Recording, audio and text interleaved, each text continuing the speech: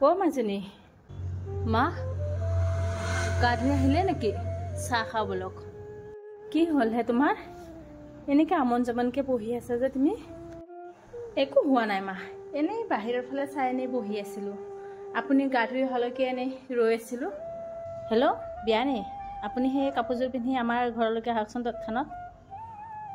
এই একো নাই চিন্তা কৰিব নালাগে একো নহয় সেই আপুনি আহক একেলগে চাহ খাওঁ একাপ ভাত খাওঁ আহকচোন আহক বাচনখিনিও ধুই আনো মইনা কি কৰিছা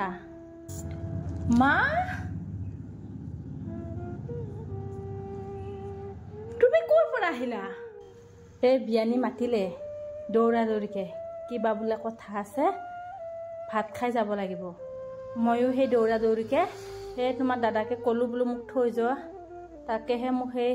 বাইকখনতে উঠাই ইয়াতে ঘৰৰ কাষতে নমাই থৈ গ'ল মায়ে মাতিছে ফোন কৰি কিয় মাতিছে আপুনি কেনেকৈ গম পালে মা মোৰ যে ঘৰৰ কথা মনত পৰিছে তুমি মন মাৰি বহি থাকোঁতে গম পাইছোঁ ঘৰলৈকে মনত পৰিছে কাৰণ বেলেগতো একো কথা নাই হা তোমাক মই বোৱাৰী কৰি আনিছোঁ তোমাৰ মনটোৰ কথা কি মই বুজি পাব নালাগিব আপোনালোকে বহক মই চাহ অকণ বনাই আনো ব'লক বিয়ানী বহো তাই বৰ ধুনীয়া চাহ বনায় মাৰ কাম দেখিছা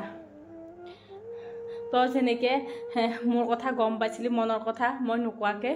মায়ো দেখিছেনে কেনেকৈ গম পাই জানো বোৱাৰীকৰ মনৰ কথা মই ধৰিবই নোৱাৰোঁ কিয়া ভালেই দিয়া মোৰ কপালখন মোৰ জেগাতে এওঁ আছে